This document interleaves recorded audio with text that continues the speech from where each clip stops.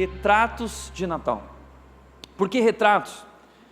Porque Natal é tempo de foto, não é? Sempre tem aquela foto do Natal. Aliás, há aquele costume de enviar por e-mail, por WhatsApp, uma foto da sua família com um textinho, com um versículo, lembranças, Feliz Natal, em nome da família Mates, né, em nome da família X, em nome da família Y. A gente envia isso para todo mundo. Chega a época de Natal, a gente chama a nossa família, reúne todo mundo e tira aquela foto. Todo ano tem aquela foto, aquelas fotos bonitas de Natal. Mas a foto, quando você olha para ela, existe uma história por trás daquela foto. E nem sempre a foto conta essa história. Mas por trás daquela foto existem pessoas, e cada pessoa tem uma história. E cada história é importante. Por isso nós queremos olhar para a história do Natal. Existe um retrato também do Natal. Existe uma foto do Natal, e todos nós temos essa foto mental, que é a foto dessa estrebaria. Aliás, eu era o responsável na minha casa por montar aquele presépio na arvorezinha lá. Eu adorava aquele momento. Meu avô trazia uma árvore, um pinheiro da fazenda dele, um pinheiro de verdade, nós colocávamos na sala de casa, arrumávamos a árvore. Eu adoro essa decoração de Natal, e eu montava aquele presépio com a ovelhinha, com o burrinho, com o cavalinho, com o boi, com a manjedoura, Maria, José, o menino Jesus. Eu adorava aquele momento. Todos nós conhecemos o presépio, todos nós conhecemos essa estrebaria e essa imagem, esse momento. Mas será que nós realmente compreendemos o que está acontecendo por trás desse momento? A verdadeira história e o significado dessa história para as nossas vidas?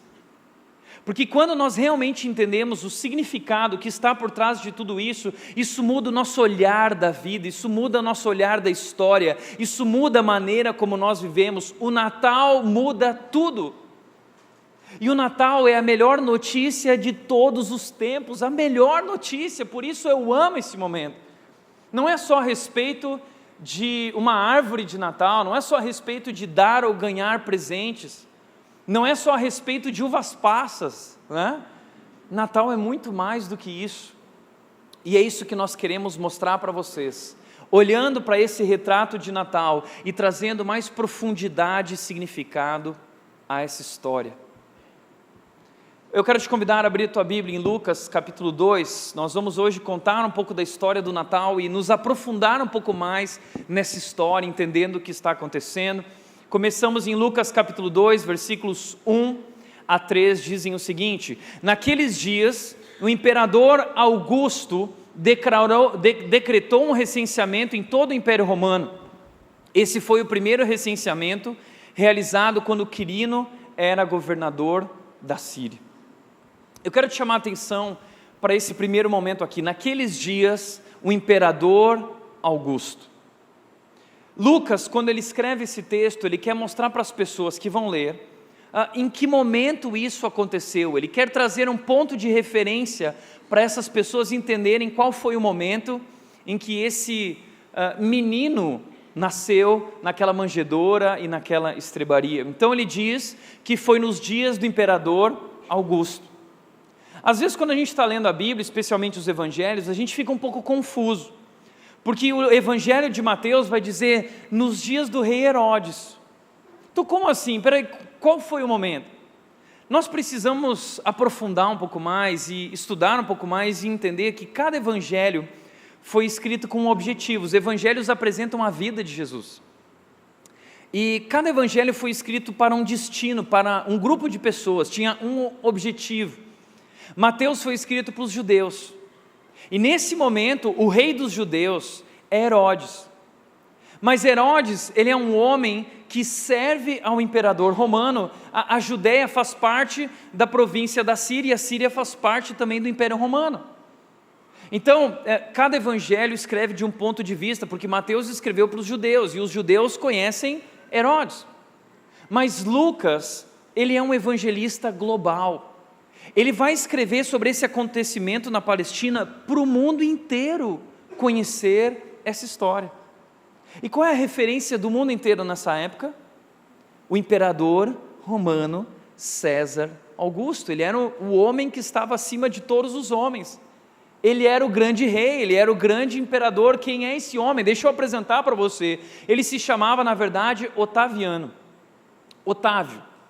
Então, se você tem algum amigo Otaviano, você pode zoar ele e chamar ele de César Augusto, tá? E aí, César Augusto, tá? E ele não vai entender nada, tá? Mas você chama ele de Otaviano, tá? Porque era o nome de César Augusto antes de se tornar imperador. E ele perdeu o pai muito cedo, mas ele era parente do imperador romano, que era Júlio César, e Júlio César adotou Otaviano e tornou ele o seu herdeiro político. Então, quando Júlio César morreu, pouco tempo depois, Otaviano assumiu o trono e o reinado, e ele tornou aquilo que era a República Romana, ele agora vai tornar então a República em um Império Romano. É um tempo de expansão, e é um tempo de estruturação também. Ele vai criar um grande império que vai abranger muitas terras em 3 continentes. Ele vai abrir estradas que depois foram usadas pelo apóstolo Paulo para suas viagens missionárias. Foi isso que tornou possível as viagens missionárias de Paulo. É um período em que César Augusto ele vai construir uma moeda única, que vai unificar todo esse reinado. Foi um grande império que ele construiu. Além de tudo isso, ele estabeleceu o culto ao imperador. Ele criou um costume de as pessoas poderem demonstrar a sua admiração, o seu respeito, lealdade, fidelidade ao imperador, através de momentos onde elas podiam reconhecer isso, trazendo presentes, fazendo oferendas. E o que Otaviano começou a procurar fazer ele começou a trazer mais poder e influência para o seu nome. Então, Júlio César, o seu tio, depois que morreu, havia um costume entre os romanos de muitas vezes declarar algum imperador morto como uma divindade. Ele se tornava um deus. Até hoje lá em Roma, existe o que eles chamam de Templo de Júlio César. Você pode ir lá conhecer o templo, porque eles tornaram uma divindade Júlio César. E aí, Otaviano aproveitou essa oportunidade para se auto-intitular Filho de Deus. Se então Júlio César é Deus agora, declarado pelo Senado romano, então eu vou me declarar Filho de Deus. E ele cunhou isso nas moedas que ele construiu, o nome dele aqui, César Augustus, e ele colocou do outro lado da moeda, ele colocou escrito, Divus Illius, Filho de Deus. Eu sou o Filho de Deus. E ele mudou o seu nome de Otaviano para César, em homenagem ao seu tio-avô, Júlio César, e ele também deu o nome a si mesmo de Augustus, porque Augustus significa sublime, sagrado, elevado. Então, ele usa esse título, Filho de Deus, e César Augusto, sublime, sagrado, elevado, como uma maneira de aumentar a sua influência, o seu poder político, a sua posição política e o seu poder diante das pessoas. Ele usa isso como uma estratégia. E ele se torna realmente alguém muito poderoso, detentor de poder e de riqueza sem precedentes. A revista Times lançou algum tempo atrás, lá nos Estados Unidos, uma reportagem falando sobre os 10 homens mais ricos de toda a história. E César Augusto Otaviano foi o segundo homem mais rico de toda a história. Diz que ele era dono de todo o Egito. Aliás, ele conquistou o Egito, ele venceu Cleópatra. Imagina isso. César Augusto é um homem muito poderoso, e ele era a maior referência daquela época. Ele era o grande imperador, visto como muitas pessoas, como esse filho de Deus, talvez o próprio Deus, um tipo de divindade. Era assim que os imperadores gostavam de ser reconhecidos e chamados. Então, César Augusto, nesse momento da história, é visto pelo mundo como Senhor no controle. Esses imperadores gostavam de chamar a si mesmos como Quírios. As pessoas se referiam a esses imperadores como Quírios, o Senhor. É o Senhor, é o soberano, é o poderoso. Então esse é César Augusto, e Lucas começa essa história mostrando que o que vai acontecer na história do Natal aconteceu nos dias desse homem reinando o Império Romano. E diz que esse homem decretou um recenseamento. Por que ele decretou um recenseamento? Porque através do recenseamento ele sabia exatamente quantas pessoas haviam em seu reinado, e assim ele cobrava o imposto, e assim ele podia chamar mais homens para o seu exército. Então era um alistamento militar também esse recenseamento, e uma maneira de controlar o imposto que era devido a ele. Os judeus estavam livres do serviço militar, mas ainda assim eles precisavam também participar do recenseamento. E diz que todo o Império Romano foi chamado, convocado a esse recenseamento, todo o Império Romano. Como eu disse, o Império Romano abrangia terras em 3 continentes, enorme, era muito grande, muitas terras, e Roma era a capital desse vasto império. Roma era uma cidade incrível. Naquela época haviam mais de 1 milhão de habitantes na cidade de Roma. E para nós isso hoje não é assustador, porque a gente está acostumado com isso. São Paulo tem 20 milhões de habitantes, Campinas 2,5 milhões de habitantes, talvez mais ou menos. Então hoje nós estamos acostumados com essas metrópoles, grandes cidades. Hoje 95% da população mundial vive em cidades. Mas naquela época era completamente diferente. 95% da população daquela época vivia na zona rural, vivia em pequenas vilas de 500 pessoas, no máximo 600, 1.000 pessoas. Não existiam cidades como Roma. Roma é uma referência. Roma tinha 45 mil prédios, era uma cidade muito rica e suntuosa, de prestígio, de poder, era símbolo de poder e riqueza.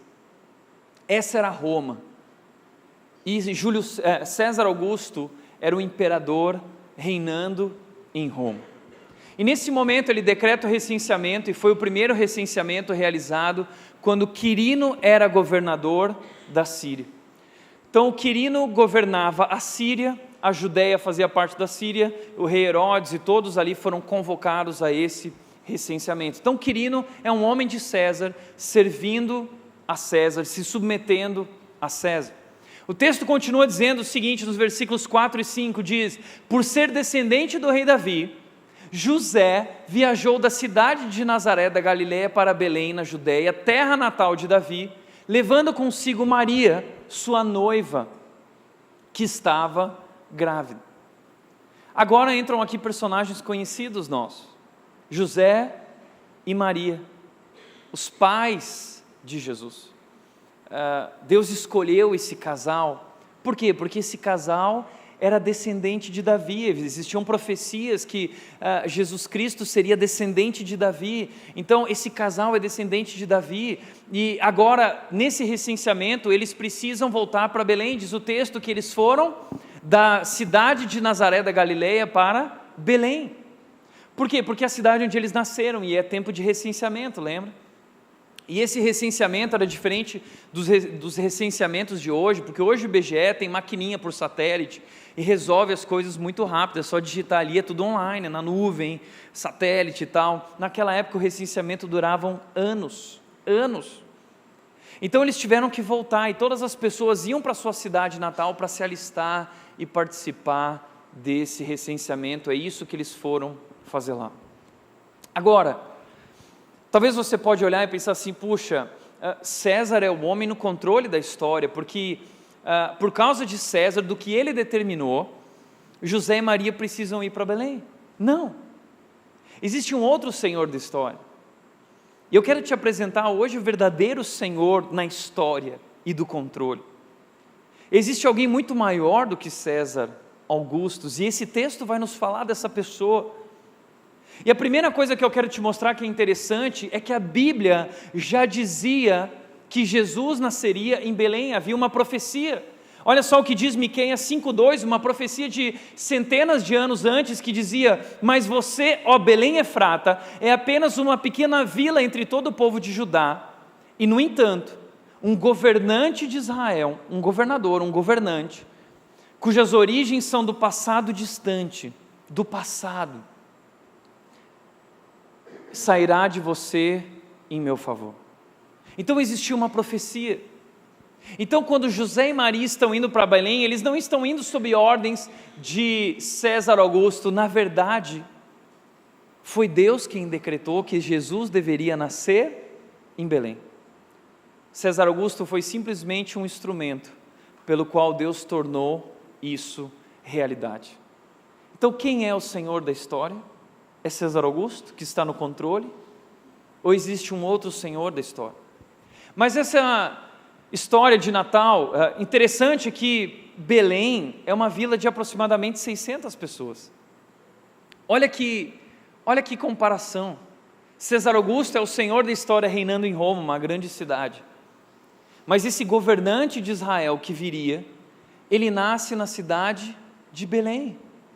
Uma cidade simples, pequena, 600 pessoas.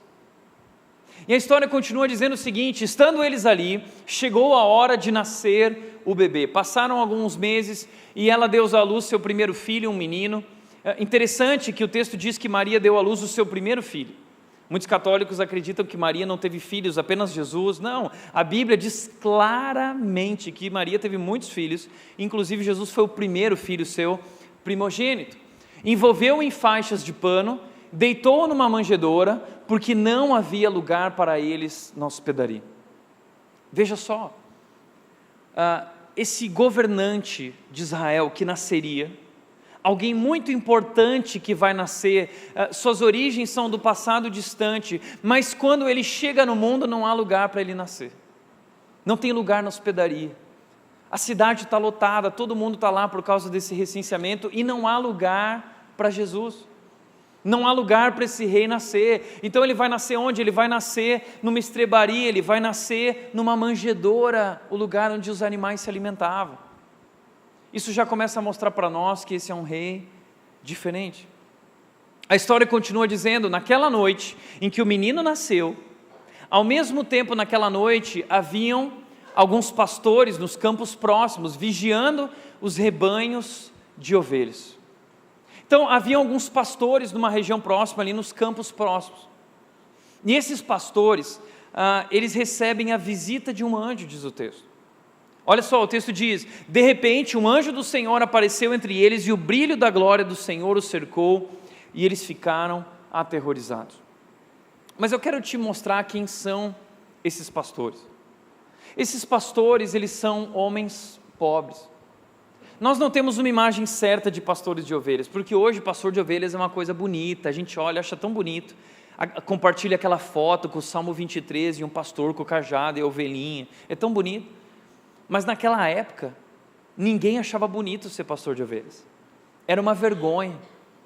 Na verdade, a profissão do pastor de ovelhas era uma função extremamente indesejada. Ninguém queria ser conhecido, ninguém queria ser pastor de ovelhas, ninguém nascia falando assim: meu sonho de vida é ser um pastor de ovelhas. Não, ser pastor de ovelhas era o que sobrava para quem não tinha conseguido mais nada na vida. Aqueles que não tiveram oportunidades, esse era o trabalho que sobrava, era um trabalho indesejado. Aliás, os pastores eram vistos por aquela cultura e sociedade como sem credibilidade, porque eram homens pobres, pessoas vivendo na miséria, muitas vezes vista como a escória, homens sujos porque viviam no campo, eles cheiravam o animal, eles cheiravam a ovelha, não tinham a chance de tomar muitos banhos, eles dormiam entre as ovelhas, muitas vezes à noite quando estava frio, eles tinham que beber para se manter aquecido, e aí existiam casos de pastores de ovelhas que se embriagavam, então eles eram vistos pela sociedade como a escória, como os excluídos, eles eram os rejeitados, os deixados de lado, eles eram os sujinhos. Por causa disso também, eles eram excluídos da religiosidade daquela época, que valorizava os perfeitos, os poderosos, os ricos. Então eles eram os excluídos. E o que eu acho interessante é que Deus vai fazer um convite para a festa do nascimento desse governante. Ele envia um anjo para chamar esses pastores para participar dessa festa e reconhecer esse menino que nasceria, participar desse momento. Mas espera aí, se um rei está nascendo, você vai convidar os poderosos. Mas esse é um rei diferente. Deus começa a trazer uma mensagem para nós, uma mensagem que alcança todos nós. Se você é uma pessoa rejeitada, excluída, se você não é visto pelo mundo como alguém poderoso, rico ou belo, se você é uma pessoa imperfeita, eu quero dizer que Jesus Cristo veio para pessoas como você. A Bíblia diz que Jesus Cristo veio para aqueles que precisam, para aqueles que estão doentes, para aqueles que são os pecadores, para aqueles que são os sujinhos como nós, os piores. Eles eram os piores. E a mensagem de Jesus é a sua mensagem de amor e de graça, desse anjo dizendo: vocês estão convidados para essa festa, ele veio para vocês. Então o anjo, ele diz o seguinte: um anjo do Senhor apareceu entre eles e o brilho da glória do Senhor os cercou, e diz que eles ficaram aterrorizados. Imagina isso, terror. A gente não gosta de filme de terror, mas eles ficaram aterrorizados.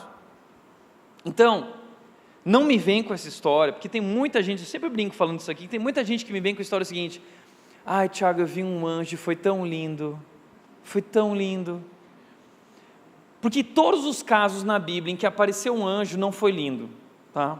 Foi aterrorizante, porque imagina isso, você está dormindo à noite, de repente você ouve um barulho de asa batendo em cima de você, você abre os olhos, você vê um ser gigante em cima de você, com 6 asas batendo, dizendo: boa noite, querido.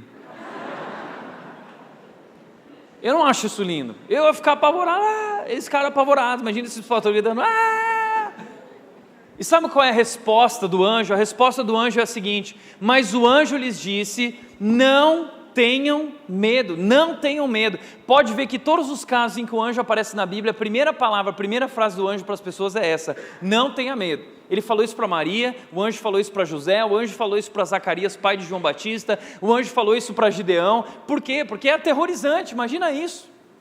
Mas esse anjo poderoso e outros anjos vieram dar uma notícia muito importante. E que notícia é essa? A notícia é a seguinte, diz o texto: trago boas notícias. Eu trago notícias. E quando alguém traz notícias, a gente sempre pergunta assim: a notícia é boa ou é ruim? Começa pela ruim, depois a boa. Primeiro a ruim, depois a boa. Primeiro a boa, depois a ruim.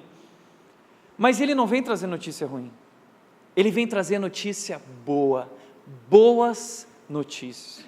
Eu não sei você, mas eu adoro boas notícias. Como eu gosto de boas notícias. Aliás, a gente está vivendo um tempo do Brasil, do nosso país, da nossa nação, que a gente está ansiando por ouvir boas notícias, não é? Tem sido tão difícil os últimos anos. Na minha família, nós vivemos uma situação nos últimos anos e estamos esperando algumas confirmações, algumas coisas que nossa família tem trabalhado. E eu sempre fico esperando as novidades, as notícias, e eu ligo para o meu pai e para minha mãe todos os dias, e eu sempre pergunto: e aí, tem novidade? Tem alguma nove? A gente vive essa expectativa, não é? Uma expectativa de algo que nós estamos aguardando. É isso que esses pastores estão vivendo, eles estão aguardando algo, eles estão esperando por algumas confirmações, eles aguardam essa grande novidade. E o anjo, ele chega e fala assim: olha, eu tenho uma grande nove. Eu tenho uma grande nove. Que nove que é essa? Olha, é uma nove de grande alegria. Grande alegria. Caramba, grande alegria. A gente já fica na expectativa. E se tem alguém que precisava de grande alegria, eram esses homens. Porque eles estavam passando por um tempo muito difícil. O povo judeu passava por um tempo muito difícil.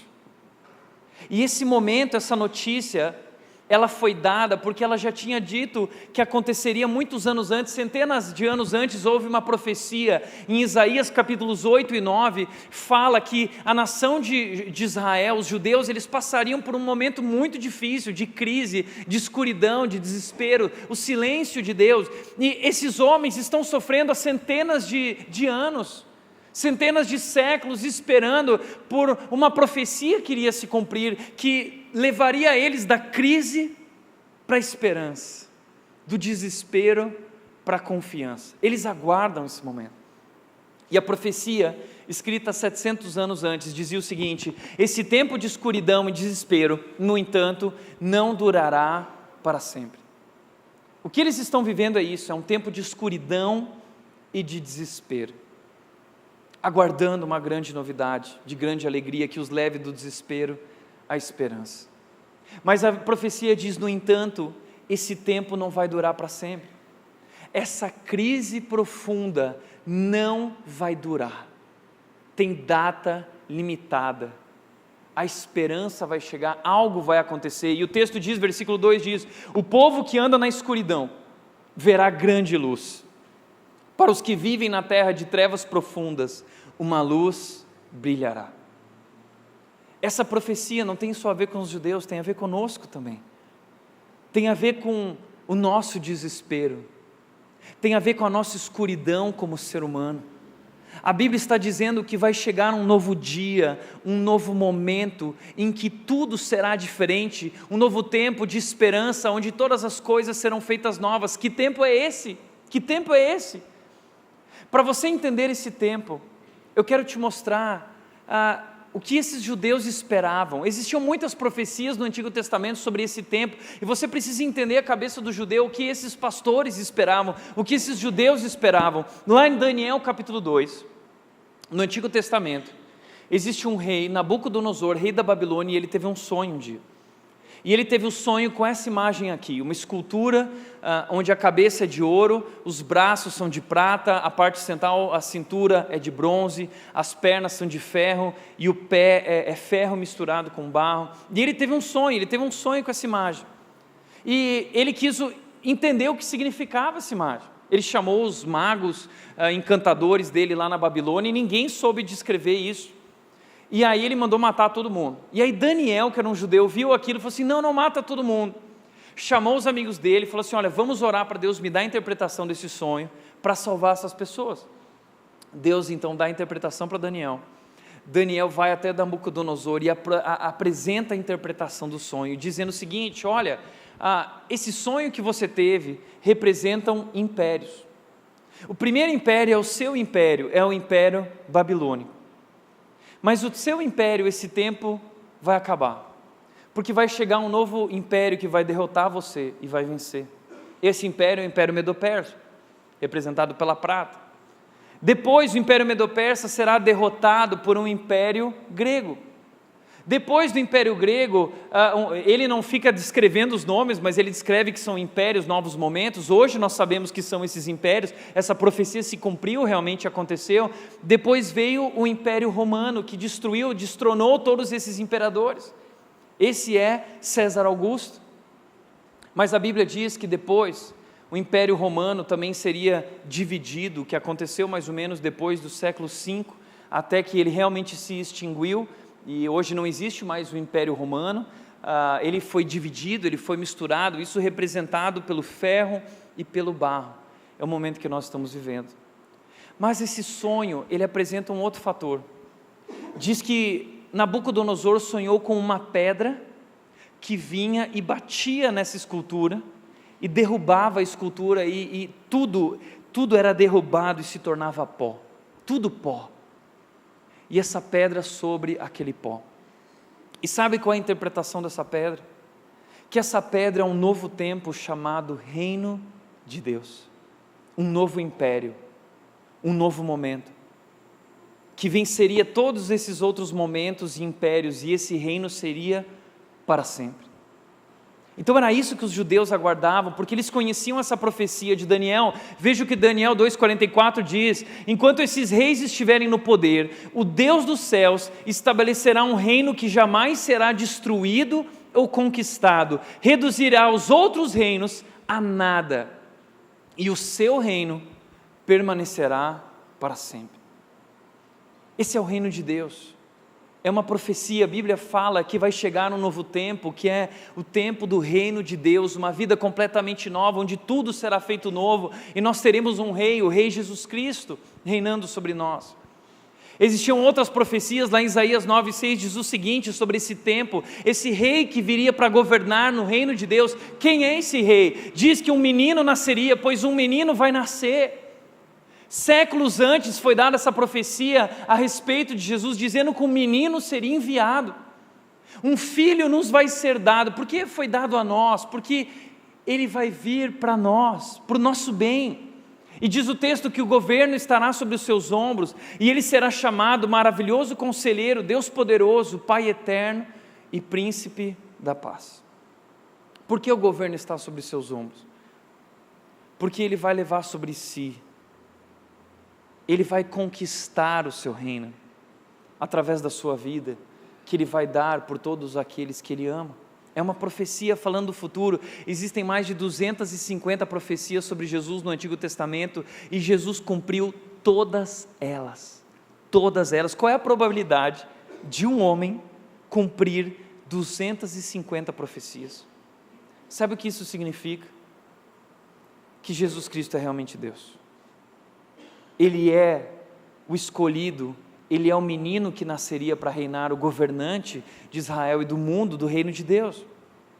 Por isso, quando Jesus está chegando, antes de Jesus é enviado João Batista, que anuncia dizendo: olha, está chegando, está próximo. E João Batista diz o seguinte: enfim chegou o tempo prometido, Marcos 1,15, o reino de Deus está próximo, arrependam-se e creiam nas boas novas. Arrependam-se mudem a sua mente, mudem o entendimento da vida, porque está chegando um novo rei que vai governar diferente, e a vida será diferente. Então a chegada desse rei muda a maneira como nós olhamos para a história, a chegada desse rei muda a maneira como nós vivemos.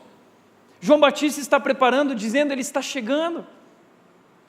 Então esse anjo, vamos voltar para a nossa história.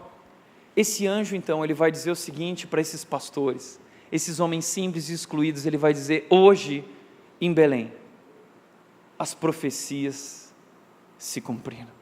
Essa é a grande novidade. Hoje, na cidade de Belém, nasceu o Salvador. Nasceu o Salvador, aquele que veio para nos resgatar, aquele que veio para nos salvar do nosso desespero, da nossa escuridão, do nosso lamaçal. Essa é a notícia do Natal, a notícia de que o Salvador nasceu e Ele vai fazer novas todas as coisas. Nós sabemos que é sobre isso. E o texto diz que nasceu o Salvador e Ele é o Cristo. O Cristo, o que significa o Cristo? Cristo é a tradução da palavra Messias no hebraico. Ele é o Messias, Ele é o escolhido. Ele é aquele que vai cumprir as profecias eram sobre Ele, é isso que significa o Messias, o Cristo, o escolhido, o ungido de Deus. Ele é o Cristo, cumpriu as profecias, mas mais do que isso, diz o texto, Ele é o Senhor. E a palavra aqui, o Senhor, é muito interessante, porque essa palavra é Kyrios. Só que Kyrios era o título que pertencia ao homem lá do primeiro verso, César Augusto. Lembra? Os imperadores se auto-intitulavam Kyrios, o soberano, o poderoso, o Senhor. Mas essa história vai mostrar para nós que o verdadeiro Senhor, o verdadeiro dono de tudo isso, o grande rei, o rei dos reis, aquele que está no controle da história e de nossas vidas, o nome que está sobre todo nome, não é César Augusto, é outro homem. E esse homem se chama Jesus Cristo. Ele é o grande rei, Ele é o Kyrios, Ele é o Senhor, Ele é o Cristo, Ele é aquele que veio nos salvar, Ele é aquele que veio nos resgatar. Por isso o texto está nos apresentando dois Kyrios, dois senhores. Um é o Senhor desse mundo, visto por esse mundo como o Senhor, o poderoso, aquele que está no controle. O outro, que é o escolhido de Deus, Jesus Cristo, o verdadeiro rei. César Augusto Otaviano, ele foi adotado por ser tio herdeiro político de César, mas Jesus Cristo, Ele é o Filho legítimo de Deus, o verdadeiro herdeiro, primogênito de toda a criação, dono de todas as coisas. A Bíblia diz que tudo foi criado por Ele, tudo é dEle, tudo é para Ele. Ele é o verdadeiro dono de tudo isso. Ele é aquele cujas origens são do passado distante. Sabe por quê? Porque Ele sempre existiu. Quem é esse homem? Ele é o Criador dos céus e da terra. Ele é o nosso Deus, o Deus único e verdadeiro. Sabe o que isso significa? Que o único único Deus verdadeiro, Ele veio a esse mundo. Ele veio a esse mundo. E entendendo isso, o Natal é esse momento, o Natal é a chegada do Rei, o Natal é a revelação de quem é o Rei, de quem é o Quírios, de quem é o Senhor, de quem é o dono da história, de quem é o único Deus verdadeiro. Colossenses 1,15 diz que Jesus Cristo é a imagem do Deus invisível. Se você quer ver Deus, você tem que olhar para Jesus. Hebreus capítulo 1 vai dizer o seguinte, que o Filho é a expressão exata do Pai. Ele é o verdadeiro Deus, o Quírios. Portanto, o Natal é a chegada do Rei. E o Natal, ele nos convida a uma mudança do nosso ponto de referência. Ele muda a maneira como nós olhamos para a história, ele muda a maneira como nós vivemos a nossa vida. E portanto, o convite desse nascimento, o convite do Natal, é um convite a estabelecermos Jesus como Senhor de nossas vidas. A pergunta que eu tenho hoje para fazer para você é a seguinte: quem é o Senhor da sua vida? Quem é Quírios na sua vida? Quem é o verdadeiro Filho de Deus? É César que se auto-intitulava Filho de Deus, ou é Jesus Cristo? Quem é o verdadeiro Quírios? Quem é o Quírios na sua vida? Quem é o Senhor no controle da sua vida? É você? Para qual reino você está vivendo? Você está vivendo para o reino desse mundo? César representa o reino desse mundo. Roma, poder, riqueza, prestígio. Jesus Cristo é um reino diferente. Ele nasce numa pequena vila. Ele nasce numa manjedoura, diz o texto. Aliás, quem é você? Você é como Quirino, servindo a esse reino, a esse rei? O seu Senhor é César? Ou você é como os pastores, servindo a Jesus Cristo? Você precisa tomar uma decisão. Quem será o Senhor da sua vida? A qual rei você vai servir? A qual reino você vai fazer parte? A Bíblia diz que ninguém pode servir a dois reis, a dois senhores. Você precisa fazer uma escolha, e o Natal é tempo de escolha. Natal é tempo de decidir quem é o seu Deus, a quem você vai entregar o seu coração e o controle da sua vida. O que eu acho interessante, o texto diz o seguinte: vocês o reconhecerão por este sinal. O anjo não dá endereço da casa, sabe por quê? Porque era uma vila pequena, era fácil achar. Eles vão lá, e qual é o sinal? Vocês encontrarão um bebê enrolado em faixas de pano, deitado numa manjedoura. O Rei dos Reis, o maior nome que existe no universo, o Criador, o dono de tudo isso, dono de toda a prata e todo o ouro, Ele que é cheio de glória, Ele vai nascer numa manjedoura, no lugar onde animais se alimentam. Esse não é um lugar para um rei nascer. Esse não é o lugar para esse governante, o nome que está sobre todo nome. Esse não é o lugar dele, mas ele nasce nesse lugar nos trazendo uma mensagem: eu vim ao encontro de vocês, eu vim porque eu amo vocês, eu abri mão da minha glória, eu sou o rei que dou a vida por vocês. César era aquele que tirava a vida daqueles que não se dobravam diante dele, mas esse rei é diferente. Ele é o rei que não mata aqueles que o traem. Ele é o rei que dá a vida por aqueles que o traíram. E a mensagem desse Deus é: eu estou me esvaziando, e eu estou assumindo a forma humana, porque eu vim salvar vocês, eu vim pagar o preço pelo pecado de vocês, eu vim resgatar vocês. Essa é a mensagem desse rei. E a mensagem, a maneira como esse rei viveu, é uma maneira muito diferente da maneira como nós achamos que um rei deveria viver. Porque quando nós vemos o reino desse mundo, o reino dos homens, o que nós vemos é o seguinte: o reino do homem, o reino de Deus, o reino do homem é guerra, o reino de Deus é amor. Jesus Cristo falou sobre amor, Ele não faz guerra.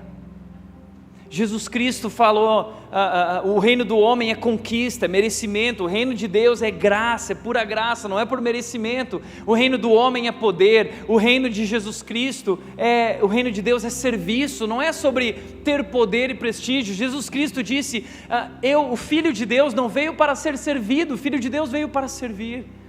E nós somos chamados a essa vida, esse novo estilo de vida. Quando nós estabelecemos Jesus como Senhor da nossa vida, a nossa vida muda, porque Ele é um Rei que nos ensina a viver de modo diferente. Os nossos valores são transformados, nós não pensamos mais como o mundo, nós não valorizamos mais as coisas do mundo. O reino do homem, o reino de César, o reino desse mundo, para eles o que importa é riqueza, é dinheiro, é bens materiais, é sobre ter. No reino de Deus, nós aprendemos que não é sobre ter, não é sobre generosidade, é sobre dar, é sobre contribuir, porque Jesus Cristo se entregou por nós, e nós também nos entregamos e nos doamos, e a vida é sobre isso. A Bíblia diz que há maior alegria em dar do que em receber. Agora a minha pergunta é: para qual reino você está vivendo? Qual é o reino que move o seu coração? A sua busca nesse mundo é pelas coisas desse reino? Fama, poder, prestígio, nome, reconhecimento? Ou a sua busca nesse mundo é por esse reino, e você vive uma vida por esse reino? Porque deixa eu te dizer uma coisa, como disse C.S. Lewis, ele disse o seguinte: o cristianismo é a história de como o rei por direito, o rei verdadeiro, desembarcou disfarçado em sua terra e nos chama a tomar parte numa grande campanha de sabotagem. Ele nasce numa manjedoura porque ele veio para nos salvar. Então antes de ele sentar no trono, ele vai subir na cruz, e Ele vai governar com seus ombros, Ele vai levar sobre si o nosso pecado, a nossa condenação, a nossa morte. Ele vai dar a vida em nosso lugar. Então Ele nasce disfarçado como homem, parece sem poder, parece sem glória, mas na cruz Ele vence a morte, Ele vence o pecado, e Ele declara o seu poder e a sua grandeza. E Filipenses 2 vai dizer o seguinte: que Ele não considerou que o ser igual a Deus era algo a que devia se apegar. Ele era Augustus. O que significa Augustus? Sublime, sagrado, elevado. Ele é o verdadeiro Augustus, mas o sublime, o sagrado, o elevado desceu dos céus, e Ele se esvazia. Ele não considerou que o ser igual a Deus era algo a que devia se apegar, mas Ele se esvazia de si mesmo, e Ele assume a forma humana, tornando-se servo e sendo obediente até a morte, e morte de cruz. Então a Bíblia diz, Filipenses 2, por isso, porque Ele é digno, porque Ele merece, porque Ele deu a vida no meu lugar e no seu lugar, porque Ele demonstrou o seu grande amor por nós. Por isso, Deus o exaltou à mais alta posição que existe no universo. Deus o exaltou para que ao nome de Jesus Cristo todo joelho se dobre e toda língua confesse que Jesus Cristo é o Kyrios, Ele é o Senhor. Quem é o Senhor da sua vida? É César? Você vive para o reino desse mundo? Ou o seu Deus, o seu rei é o Kyrios? Ele é o Kyrios, Ele é o Senhor. O Natal é o momento em que nós declaramos isso: Ele é meu Senhor, Ele é o dono da minha vida, Ele é o dono da minha história. Tiago, como funciona isso na prática, declarar que Deus é o Senhor da minha vida? Deixa eu te mostrar através de um desenho isso, vai tornar mais fácil. Imagine que esse é o seu coração, e tem muitas áreas na sua vida hoje, ocupando o seu coração: família, dinheiro, lazer, casa, estudo, carreira. Essa é a vida do ser humano. Mas no centro da nossa vida está o nosso eu, o que me faz feliz, o que eu quero, o que me realiza pessoalmente, o que me faz feliz. Essa é a vida de qualquer ser humano. Mas existem seres humanos religiosos, e o ser humano religioso, ele tem família, dinheiro, todas as áreas da vida de um ser humano qualquer, mas ele tem mais uma área na vida dele, tem uma área importante na vida dele, que é Jesus, e vai na igreja. Mas ainda assim, no controle da sua vida e da sua história está eu, o que eu quero. Eu ainda controlo a minha vida, Jesus é só parte da minha vida. Agora o cristão, o discípulo, os súditos de Jesus, que estabeleceram Jesus como o Senhor de suas vidas. Jesus Cristo, o cristão, Jesus não é uma área da sua vida. Jesus é aquele que controla a sua vida. Por isso Paulo diz em Gálatas 2:20, fui crucificado, meu eu foi crucificado. Assim já não sou eu mais quem vivo, mas Cristo vive em mim. E esse viver que agora vivo no corpo, vivo pela fé no Filho de Deus que me amou e se entregou por mim. Isso é estabelecer Jesus como o Senhor da sua vida. Eu morri. As pessoas que se batizaram semana passada, elas estavam declarando isso. Elas morreram, elas foram jogadas para trás e elas ressurgiram para uma nova vida, uma vida para Cristo Jesus, porque um morreu por todos, logo todos morreram, para que aqueles que vivam já não vivam mais para si mesmos, mas por aquele que por eles morreu e ressuscitou. O nosso rei, o rei por direito, o Senhor, o Kyrios, é aquele que veio ao mundo, se esvaziou e morreu numa cruz e deu a vida por nós, declarando o amor que Ele tem por mim e por você. Que Deus, que Deus! Só Ele é Deus, só Ele é digno. Não dê a sua vida, não entregue seu coração a mais ninguém, não entregue seu coração a esse mundo. Estabeleça Jesus Cristo como o Senhor da sua vida, e quando você fizer isso, deixa eu te falar uma coisa, você vai experimentar paz e alegria. Natal é um convite a estabelecer Jesus como o Senhor da nossa vida, mas é também um convite para experimentar a paz e a alegria que nós buscamos como seres humanos. Só Ele pode nos trazer essa paz. E isso é interessante porque o texto diz, os anjos dizem, glória a Deus nas alturas, nos mais altos céus, e paz na terra, àqueles que Deus se agrada. Esse período de César Augusto era conhecido como a Pax Romana, a paz romana, porque foi um período que César estabeleceu a paz no seu império, a todos aqueles que se submetiam a ele. Mas nesse período de paz, uma coisa não tinha sido resolvida: o problema do coração. As coisas podiam estar melhores, mas lá dentro no coração ainda existe o vazio, o desespero do ser humano. Como diz Henri Thoreau, o ser humano vive uma vida de silencioso desespero. Sabe quando você deita a cabeça no travesseiro, está tudo bem, mas você deita a cabeça no travesseiro e tem algo que está faltando? Nenhum nome nesse mundo pode resolver esse problema, só existe um que pode, Jesus Cristo. Porque esse problema é a falta de Deus na sua vida. Somente Deus tem o tamanho exato do vazio que existe dentro do nosso coração, diz Blaise Pascal. Somente Deus. Por isso Ele veio trazer a paz. Como Ele traz a paz? Porque através do que Ele fez na cruz agora, eu tenho acesso a Deus, eu tenho acesso ao Pai, eu posso ter um relacionamento com Deus. Uau! O véu foi rasgado no templo, mostrando agora há um relacionamento, vocês podem conhecer a Deus, o Criador da vida de vocês. Agora eu e você podemos ter um relacionamento com o nosso Criador, através daquilo que Jesus Cristo fez, pagando preço pelo meu pecado.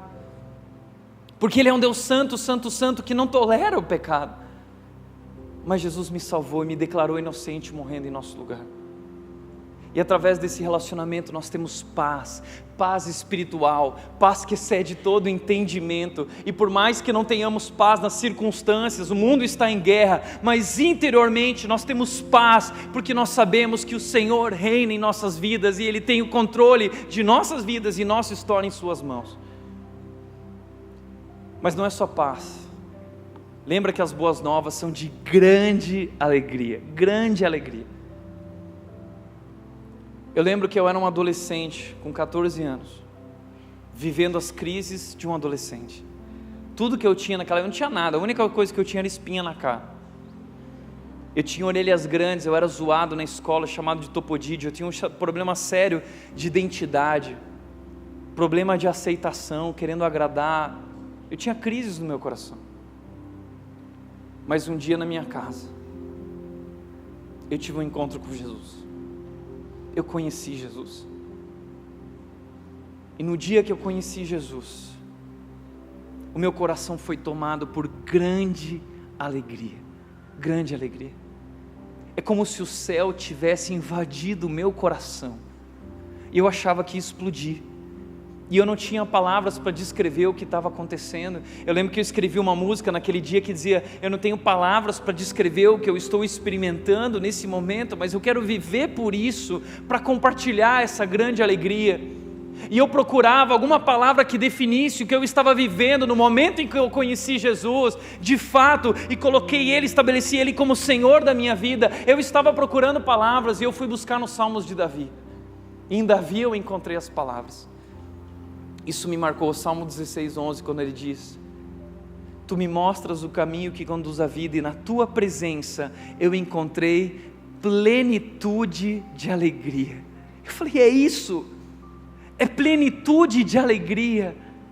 É como Davi diz no Salmo 23: o meu cálice transborda, transborda, transborda. E eu lembro que eu corri para minha mãe e eu disse: mãe, olha isso. Mãe, você já experimentou plenitude de alegria? Como um adolescente que não tem nada pode experimentar no seu coração plenitude de alegria? Da mesma forma que qualquer outro ser humano que está vivendo qualquer outra situação, não importa qual é a sua história, se a história é de um casamento fracassado, se a sua história é a história de uma carreira fracassada, se a sua história é uma história de doença, de morte, não importa qual a sua história, as boas novas são boas novas para todos os povos, de grande alegria, trazendo paz às nossas vidas, resolvendo nossos conflitos interiores, quando Jesus Cristo se torna Senhor da nossa vida. Mas por último, o texto diz que Natal é um convite a descansarmos na graça de Deus. Descansarmos na graça de Deus. Sabe o que isso significa? Significa que não depende de mim e de você participar desse reino. Não depende de mim e de você. Ele diz que é para aqueles que Deus se agrada. Tiago, como assim Deus se agrada? Deus se agrada não é aqueles que são bons? Tem que ser bom o suficiente? Não. Não é isso. A NVI traduziu esse texto da seguinte forma: ao quais Ele concede o seu favor. É de graça, Ele dá livremente, é um presente, é um favor, é graça. Graça é favor imerecido. Como assim? Deixa eu te mostrar uma coisa. Romanos 3:23 diz o seguinte: pois todos pecaram e não alcançam o padrão da glória de Deus. O amor de Deus não é merecimento. A salvação não é merecimento. Você nunca vai ser bom o suficiente para merecer o amor de Deus. Você nunca vai ser bom o suficiente para merecer a salvação. Nunca. A Bíblia diz que todos pecaram. Não existem pessoas boas, todos são ruins.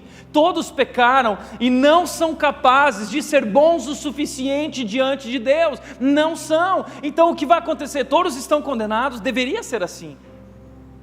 Mas alguém assumiu a condenação no lugar de todos, mas Ele em sua graça nos declara justos por meio de Cristo Jesus. Nós somos injustos, somos traidores, somos pecadores, mas Deus nos declarou justos por meio de Cristo Jesus. E Jesus Cristo veio nos resgatar do castigo dos nossos pecados. Ele é o Salvador. Ele é o Salvador, o Cristo, o escolhido, o Senhor, que veio nos resgatar do lamaçal do pecado, nos salvar através daquela cruz. E através daquela cruz, assim como os anjos convidaram os pastores da festa de nascimento de Jesus, através da cruz, eu e você, pecadores, somos convidados a participar da festa do reino de Deus. Você está sendo convidado, pela graça. Porque o amor de Deus não é dado a quem merece, é dado a quem crê. A Bíblia diz, quais são os que Deus se agrada? São aqueles que se submeteram ao Rei. São aqueles que declararam Jesus Cristo como o Rei de suas vidas, dizendo: eu creio que Jesus Cristo é o Filho de Deus, o verdadeiro Deus. Ele é o Senhor, Ele é o Quírios. A todo aquele que crê foi dado o direito de se tornar um filho de Deus e participar desse reino de Deus, que ainda será estabelecido. O Rei chegou, o Rei desembarcou, pagou o preço, mas o reino ainda está chegando, um novo momento, e esse reino durará para sempre, para sempre. Deixa eu te falar uma coisa, Herodes sabia das profecias desse rei, e quando Herodes soube disso, ele mandou matar todas as crianças da região de Belém. Não deu certo. Nero, quando ele viu o cristianismo se espalhando no Império Romano e causando problema ao Império, sabe o que Nero fez? Nero colocou fogo em Roma. Ele era louco e ele colocou a culpa nos cristãos. E todo mundo passou a odiar os cristãos e tentaram matar os cristãos, eles tiveram que fugir. Colocaram os cristãos nas arenas diante de tigres e de leões, dizendo: negue o seu Quírios e diga e declare que eu sou o Quírios. E sangue foi derramado naquelas arenas, mas nada disso pôde conter o reino de Deus. A Bíblia diz que nem as forças da morte prevaleceriam sobre o povo de Deus, que agora é a igreja de Deus. A igreja de Deus é esse povo desse reino de Deus. Nós somos convidados a esse reino. Essa é a nossa esperança. Natal é essa lembrança, é pela graça. Por isso, para refletir e praticar, em primeiro lugar, para qual reino você tem vivido? O reino de Jesus ou o reino de César? Quem é o Senhor da sua vida? Quem é Quírios na sua vida? Segundo lugar, existe alguma área da sua vida que Jesus ainda não é Senhor? Porque a gente acha um absurdo o fato de Jesus não achar lugar na hospedaria. Mas até hoje Jesus não encontra lugar em nosso coração.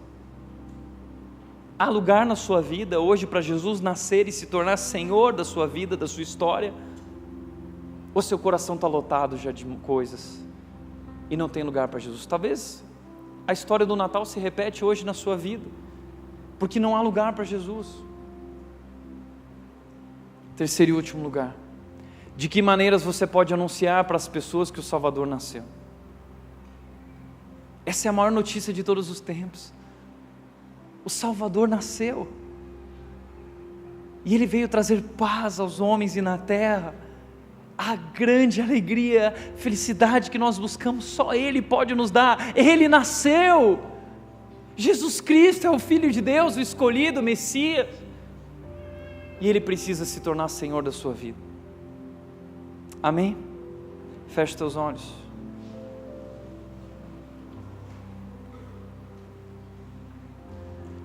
Quero te convidar a abrir o seu coração para Jesus.